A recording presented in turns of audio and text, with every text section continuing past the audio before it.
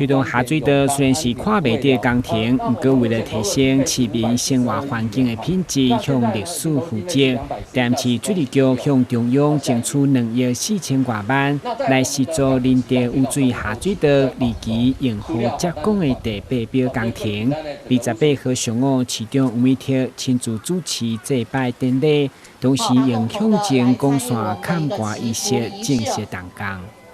3、2、1，请上灌溉。开工顺利，圆满吉祥，掌声鼓励，谢谢。那这个仁德污水下水道系统呢，它的用户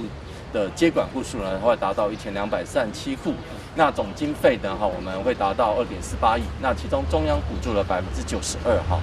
那我们地方自筹了8%，那这个整个相关经费我们非常感谢内政部营建署的一个补助，让我们在仁德区的用户接管能大幅的来做一些提升。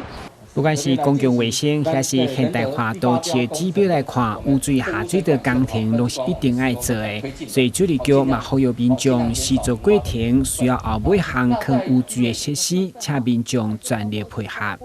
因为污水在施作一般都是在住家的一个后巷，那后巷是那个住户的私有财产，所以我们在施作污水工程一定要先取得民众的一个同意。